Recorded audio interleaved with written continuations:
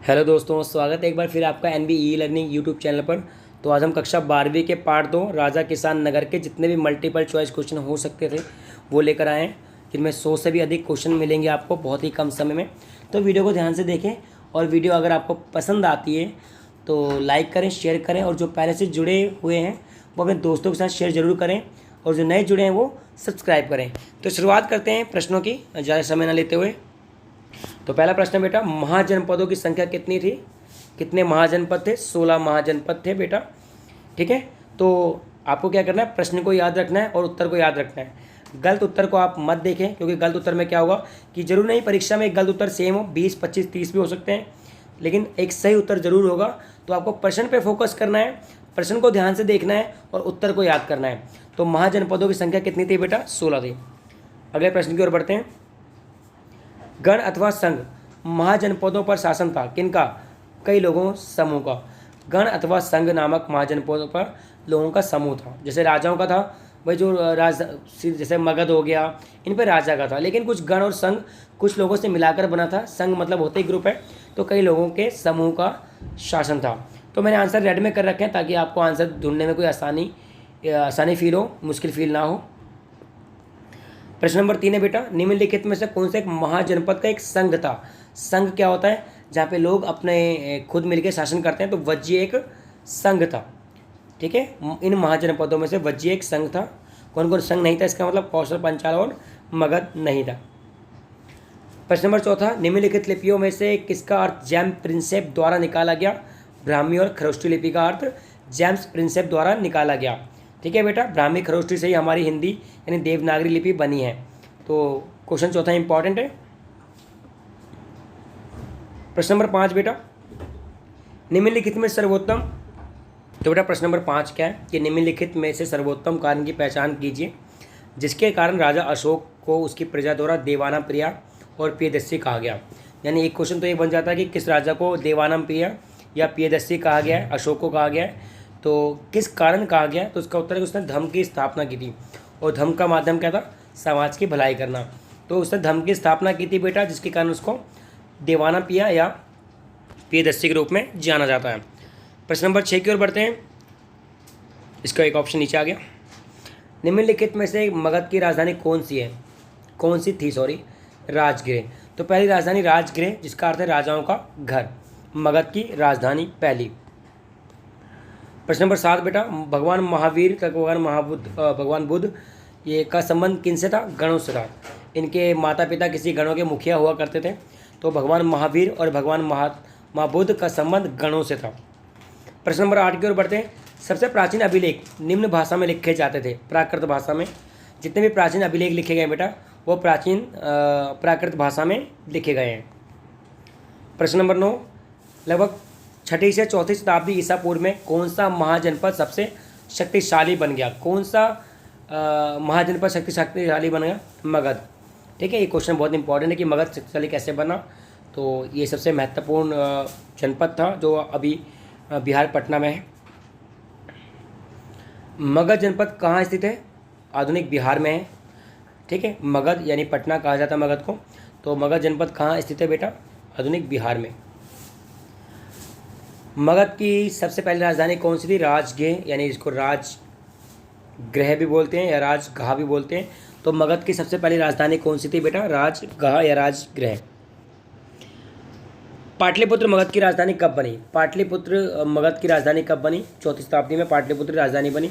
पहले मगध की राजगृह थी सबसे पहली, उसके बाद पाटलिपुत्र को बनाया गया, इसको पटना के नाम से जानते हैं। पटना यानी पाटलिपुत्र। मगध की राजधानी 4वीं शताब्दी ईसा पूर्व में बनी थी। मौर्य साम्राज्य का संस्थापक कौन था? इसका मैं ऑप्शन ना भी हूँ तब भी आप बता दोगे, चंद्रगुप्त मौर्य। ठीक है, मौर्य साम्राज्य के संस्थापक कौन थे बेटा? चंद्रगुप्त मौर्य जी थे। प्रश्न नंबर 14 है, चंद्रगुप्त मौर्य के दरबार में एक यूनानी राजदूत आया था, यूनान से, यानी कि जिसे हम ग्रीक बोलते हैं इंग्लिश में, वो मेगास्थनीज थे। चंद्रगुप्त मौर्य के दरबार में यूनानी राजदूत का नाम क्या है? मेगास्थनीज। प्रश्न नंबर 15 की ओर बढ़ते हैं। मौर्य साम्राज्य की राजधानी क्या थी? पाटलिपुत्र।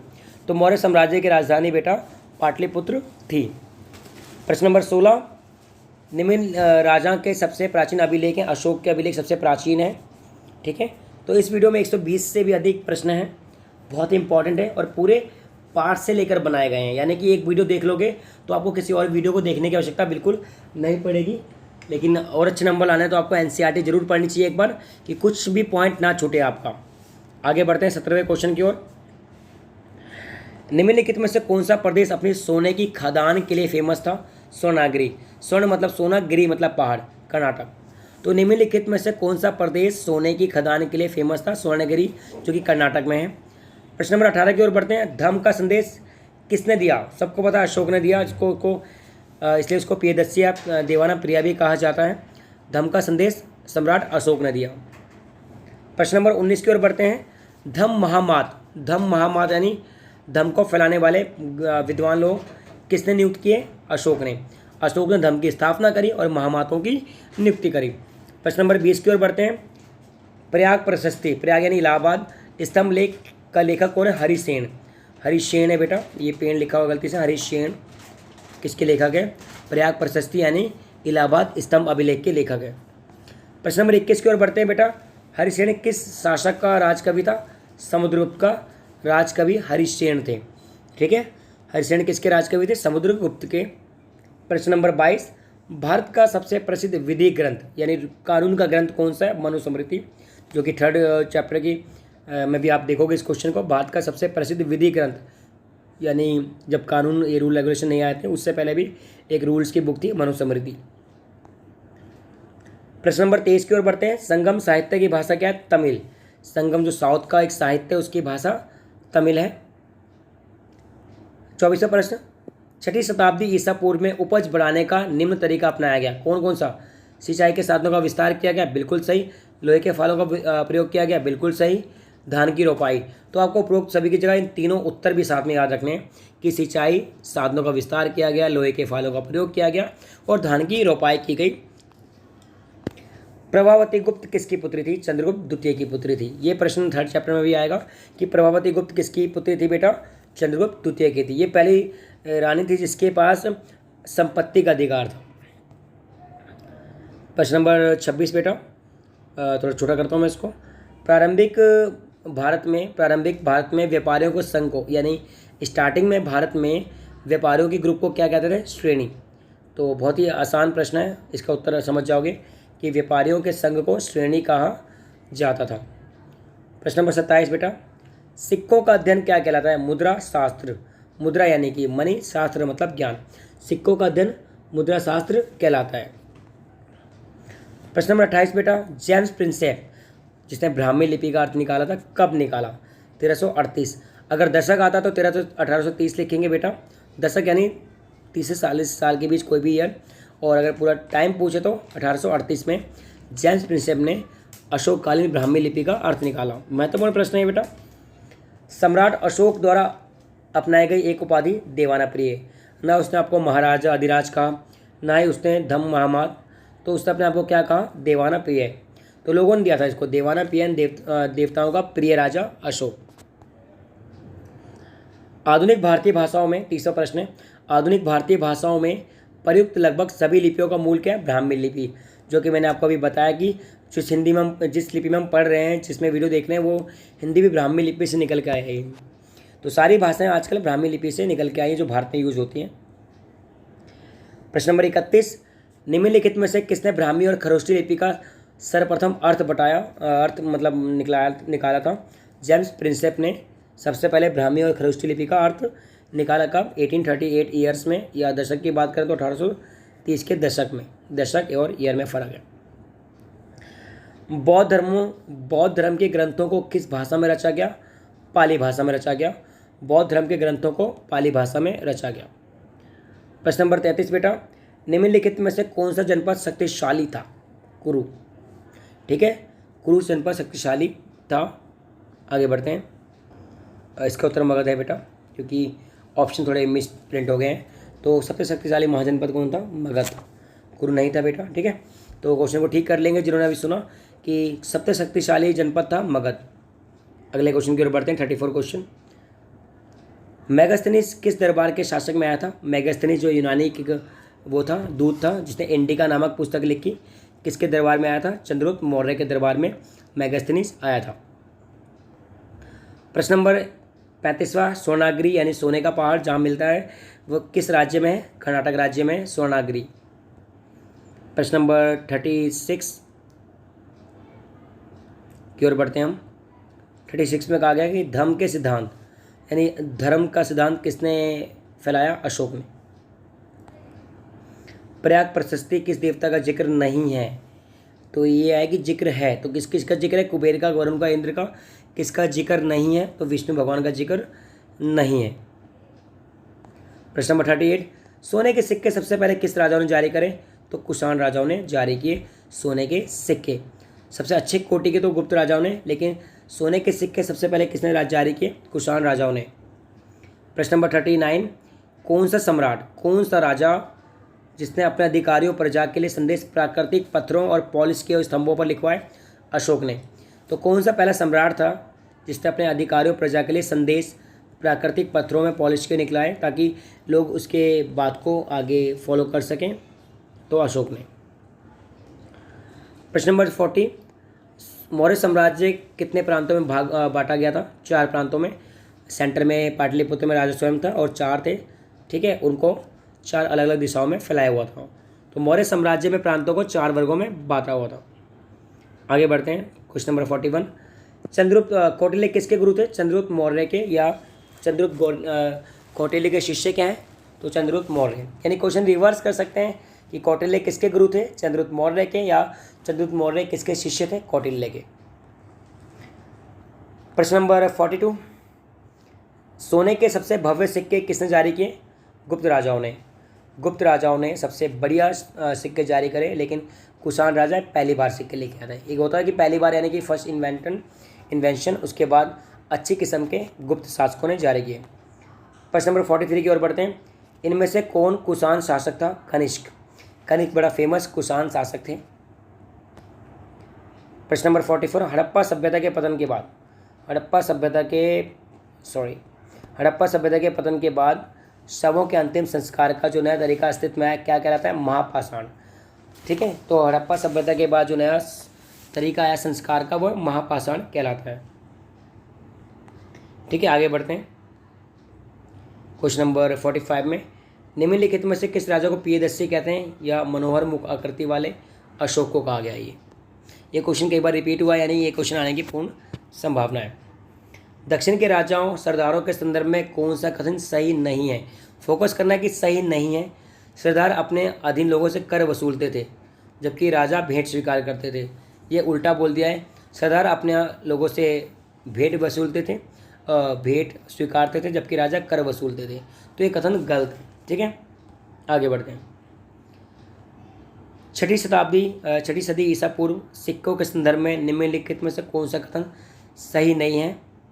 तो सही नहीं है। सिक्के जारी करने का अधिकार केवल राजा के पास होता था, ये सही नहीं है। कुछ व्यापारी लोग या कुछ श्रेणियाँ भी सिक्के जारी कर सकती थी व्यापार के लिए ईजी तरीके से। क्वेश्चन नंबर 48 महाजनपदों के संबंध में कौन सा कथन सही नहीं है?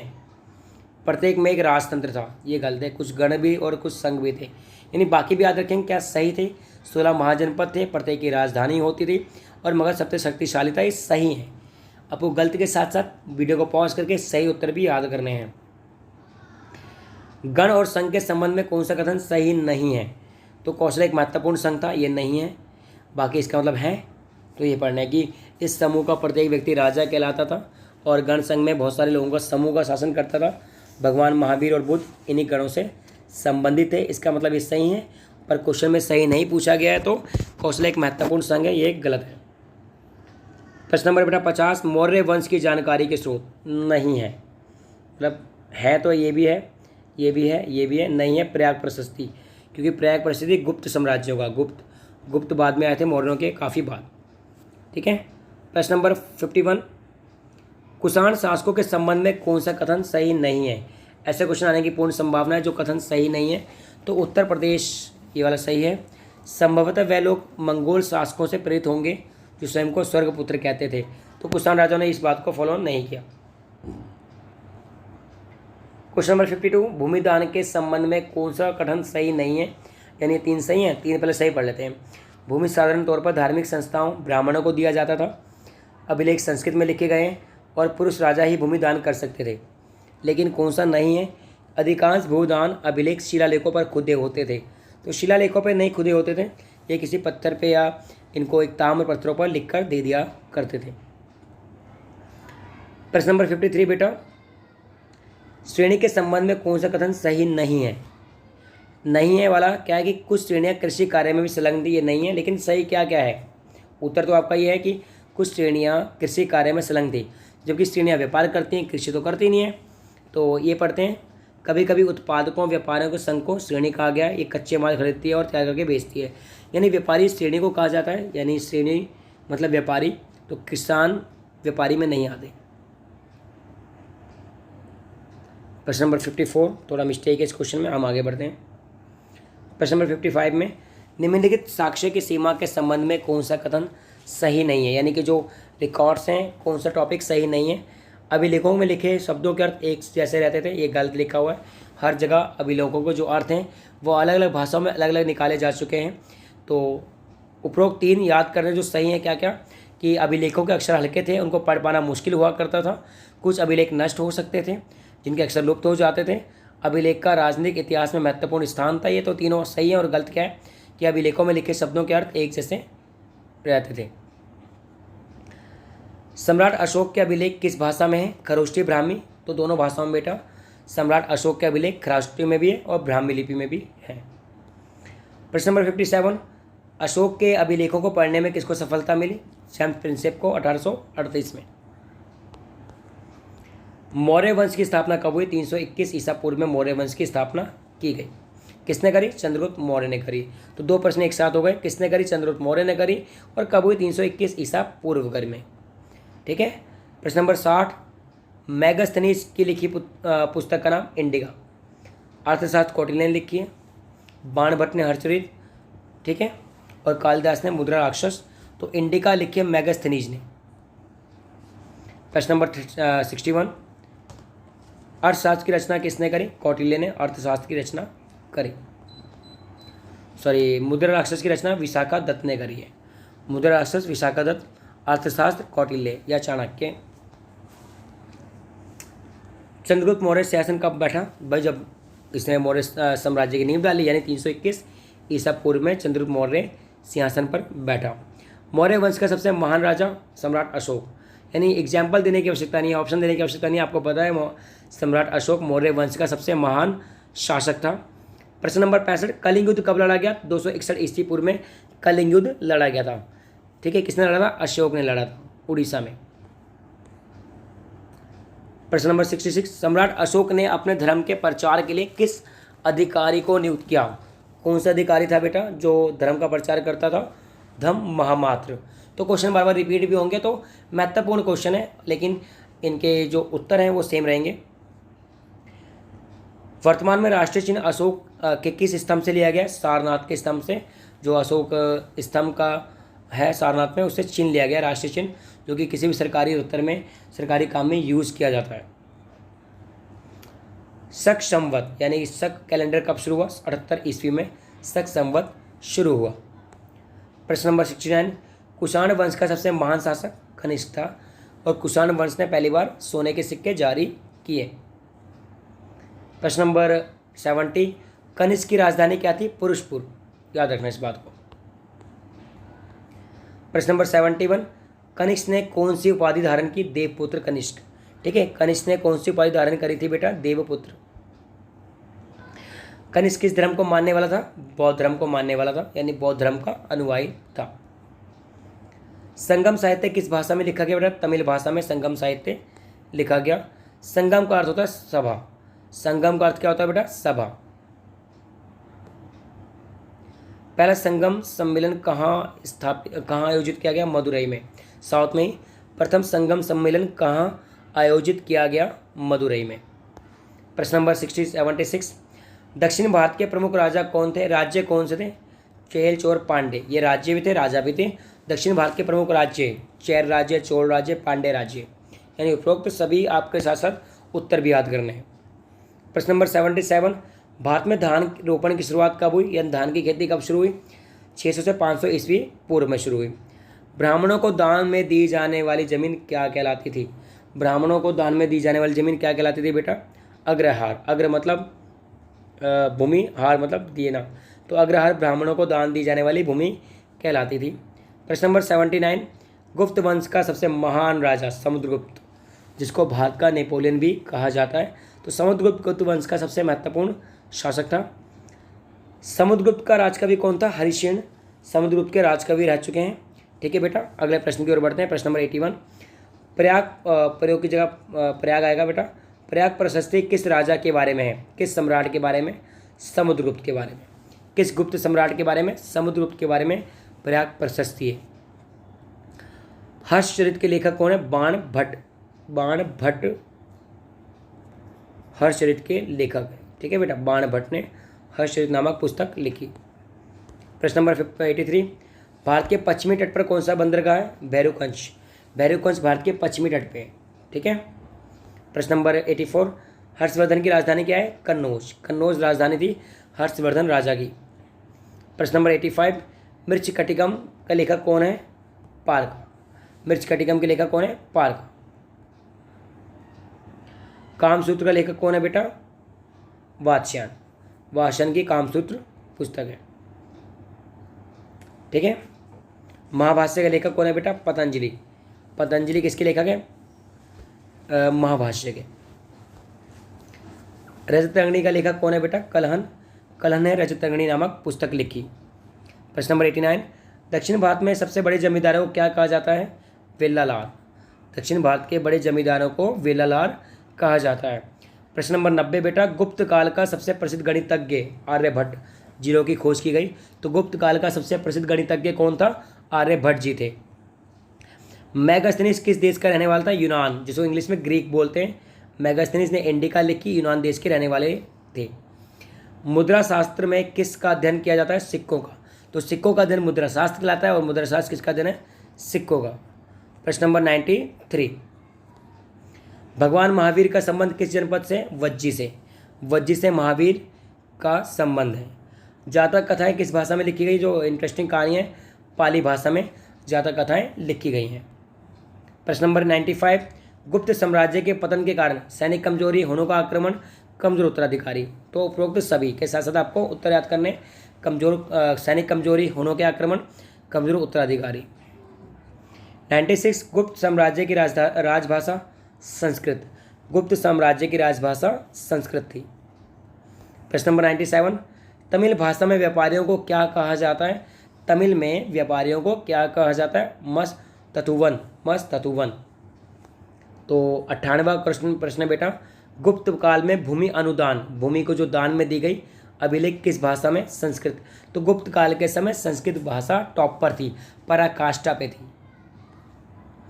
प्रश्न नंबर 99, ओलिगार्की से मतलब क्या है? ओलिगार्की के वर्ड का मतलब लोगों के समूह का शासन। ये क्वेश्चन इंपॉर्टेंट है। ओलिगार्की का मतलब है लोगों के समूह का शासन। 100वां प्रश्न है बेटा। इतनी फटाफट हमने 100 प्रश्न कर लिए, तो फटाफट करते हैं और भी प्रश्न जो बचे कुछ हैं इसके। हाथी गुफा लेख किस राजा की जानकारी देता है? खारवेल। तो ये क्वेश्चन बहुत इंपॉर्टेंट है। खारवेल अभिलेख में खारवेल राजा थे। हाथी गुफा अभिलेख से उनकी जानकारी मिलती है। प्रश्न नंबर 101, प्राचीन काल में व्यापारियों के संघ को किस नाम से जानते हैं? श्रेणी। श्रेणी यानी व्यापारियों का संघ। एशियाटिक सोसाइटी ऑफ बंगाल की स्थापना कब हुई? 1784 में एशियाटिक सोसाइटी ऑफ बंगाल। धर्मसूत्र या धर्मशास्त्र किस भाषा में है बेटा? संस्कृत भाषा में। प्रश्न नंबर 104, महापाषाण के नाम से विख्यात पत्थरों के बड़े बड़े ढांचों को कहाँ से मिले? दक्षिण भारत में। यानी महापाषाण कहाँ से मिले? बड़े बड़े पत्थर दक्षिण भारत से।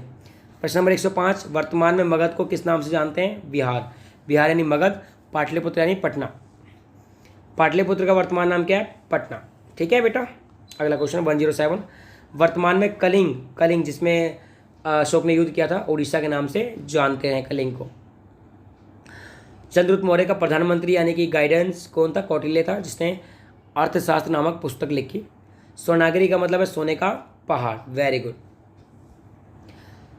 सुदर्शन झील कहाँ पर है? गिरनार में है। गिरनार में सुदर्शन झील है बेटा। 111वां प्रश्न आ गया इतनी जल्दी। सुदर्शन झील की मरम्मत किसने करवाई? रुद्र दमन रामक राजा ने करवाई थी। मनुस्मृति किस भाषा में लिखा गया? संस्कृत भाषा में लिखा गया। सम्राट हर्षवर्धन का राजकवि कौन था? बाणभट्ट। ये महत्वपूर्ण प्रश्न है। सम्राट हर्षवर्धन का राजकवि बाणभट्ट थे। प्रभावती गुप्त का विवाह किस वंश से हुआ? वाकाटक। वाकाटक वंश से प्रभावती गुप्त का विवाह हुआ। योधे गणराज्य कहाँ पर है? हरियाणा में। हरियाणा में योधे गणराज्य स्थित है। चीनी यात्री xuanzang ने किस शासक के शासनकाल में भारत की यात्रा करी? हर्षवर्धन के शासनकाल में भारत की यात्रा करी। प्रश्न नंबर 117, भारत के आरंभिक सिक्के, स्टार्टिंग में जो इंडिया में सिक्के चालू हुए उन्हें आहत सिक्के कहते हैं, पंचमार्क, यानी कोई भी जैसे गोले चीज़ पर ठप्पा मार दिया, कुछ भी अंकित हो गया, वो सिक्के बन गए। तो पहले आहत सिक्के जारी किए इंडिया में, या ये आ सकता है कि पहली बार जो सिक्के जारी किए उन्हें क्या बोलते हैं? आहत सिक्के बोलते हैं। प्रश्न नंबर 118, कलिंग युद्ध के बाद किसने बौद्ध धर्म अपनाया? अशोक ने। या अशोक ने कौन सा धर्म अपनाया? तो बौद्ध धर्म। प्रश्न नंबर 119, अभिलेखों के अध्ययन को क्या कहते हैं बेटा? अभिलेख शास्त्र। और मुद्रा को मुद्रा शास्त्र। प्रश्न नंबर 120 बेटा आपके सामने, और लास्ट प्रश्न इस वीडियो का, Periplus of Erythraean, Periplus of Erythraean Sea एक बुक है, किसके लेखक कौन है?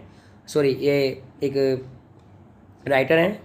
ये किस देश का निवासी? यूनान का। जो लेखक है बेटा ये इसका लेखक, इस बुक का लेखक किस देश का है? वो यूनान का है। ठीक है, पेरिप्लस ऑफ एथेनियन जब भी आए तो यूनान आपको नाम लिखना है। तो वीडियो यहीं एंड करते हैं। अगर वीडियो आपको जरा से भी पसंद आए तो सब्सक्राइब करें, शेयर करें, लाइक करें और हमारे साथ जुड़े रहें। धन्यवाद।